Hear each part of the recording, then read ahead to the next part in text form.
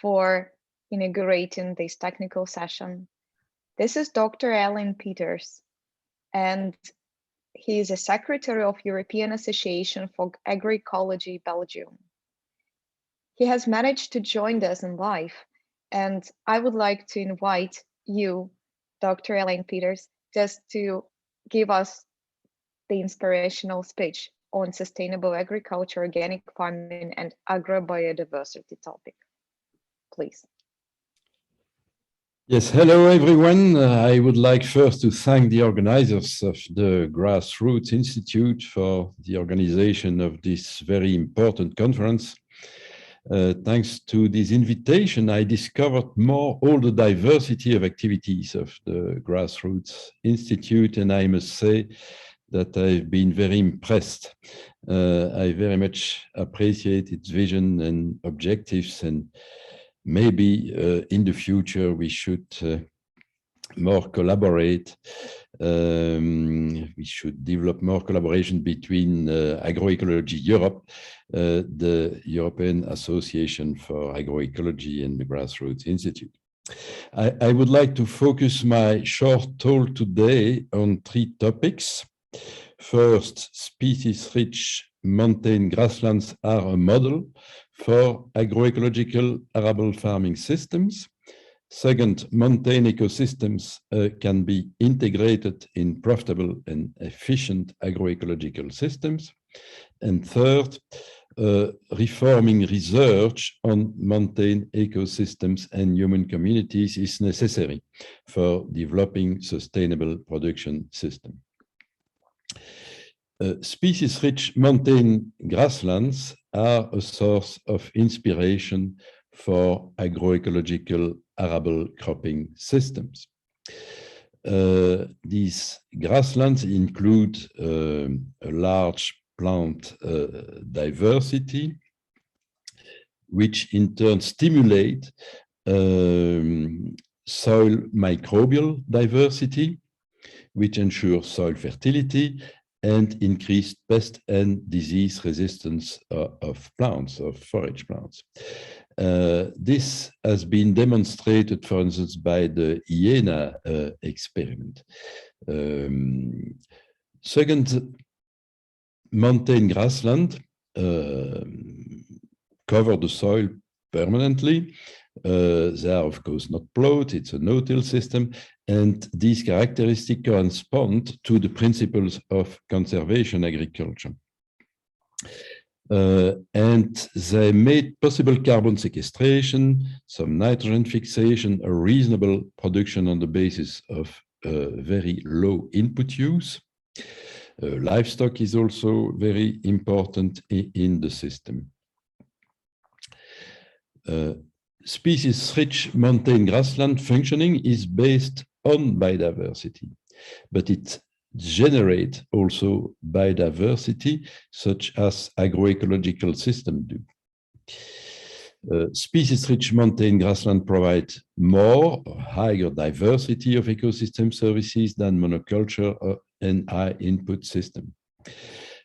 Research on the ecological functioning of montane grassland should be deepened by considering soil microorganisms and the diverse service they provide.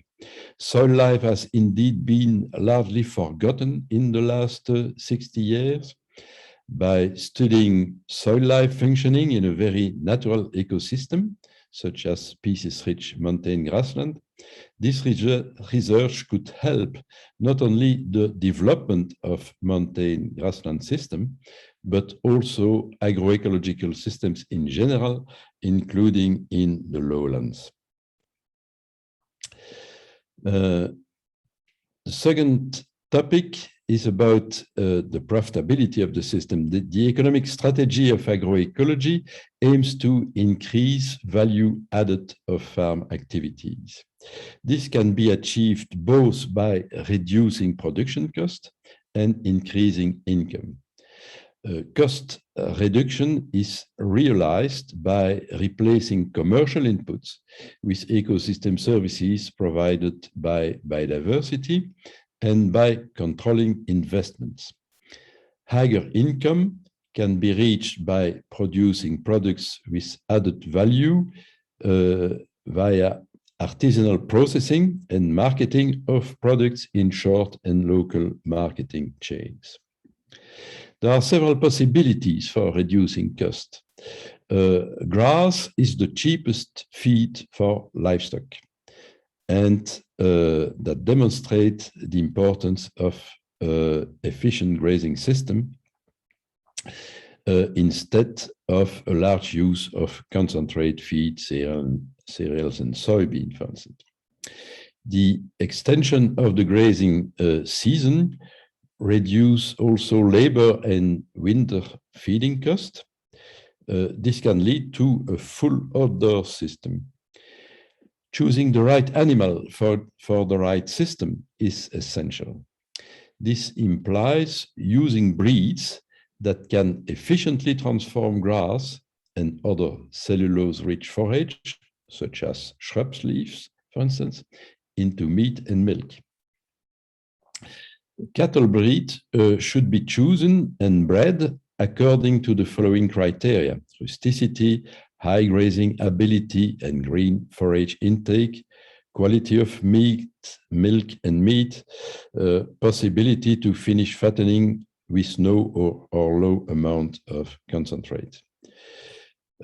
New complementarities between lowland and mountain areas could be developed on the basis of traditional systems, but also in addition with new technologies such as solar-powered GPS collars that makes an invisible fence line, or the use of drone. This can decrease workload again. Machine power should be kept as low as possible and machine renewed only when necessary. Cooperative can be used for buying inputs and machines in common.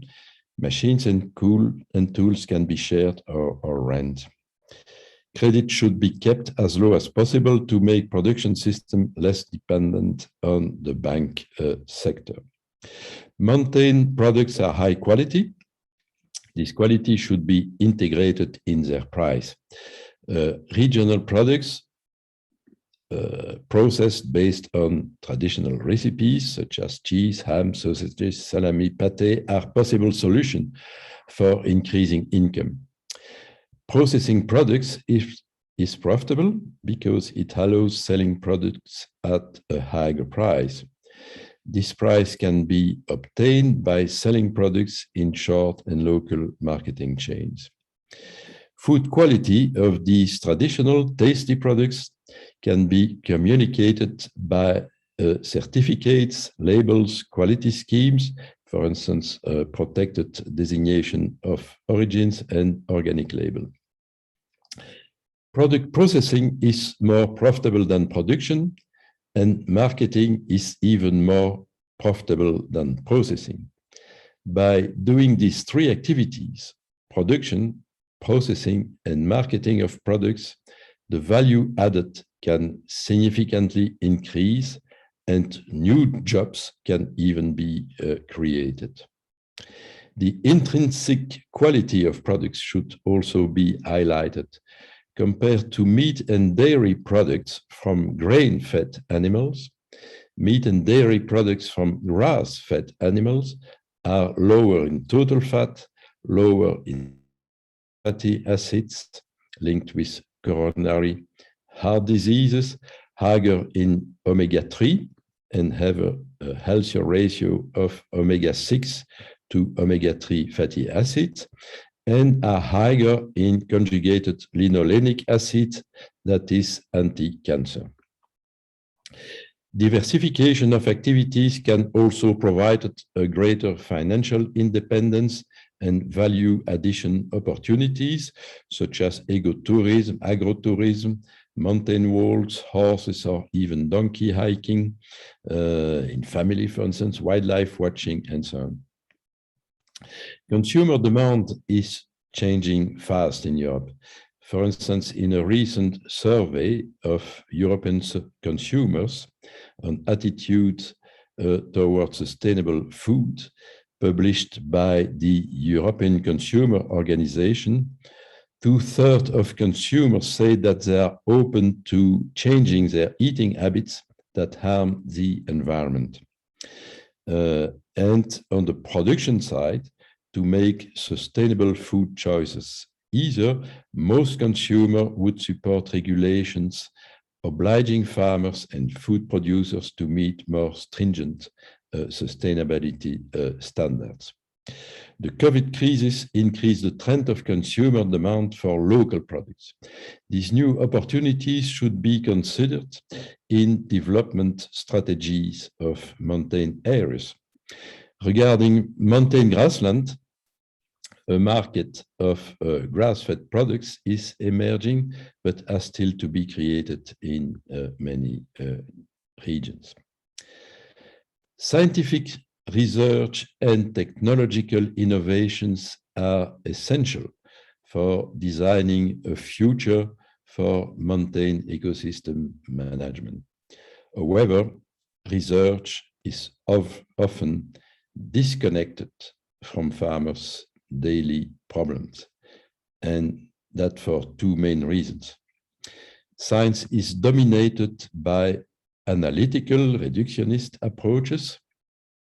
They represent by far the largest part of research effort, and they get the largest part of the budget. These approaches are so unable to design and develop systems we need in the future because they are unable to deal with complexity. Only holistic system approaches can do it.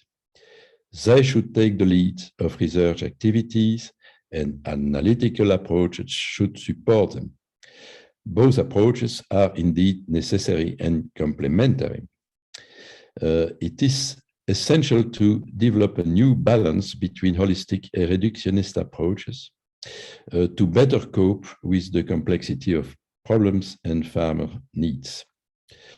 A radical paradigm change in research activities also implies a participatory approach between researchers and all other stakeholders, including farmers or herders. A majority of research should not only be holistic, but researchers should also co-develop solutions and innovation with farmers, or more exactly, support farmers in their innovations. This fundamental change of method is the condition for developing quickly and in a realistic way the innovations likely to be adopted by farmers in order to start a fast transition towards agroecological systems. I have no doubt that these ideas and others will be developed with skill during the conference and especially by speakers of session 8. I wish you a fruitful meeting.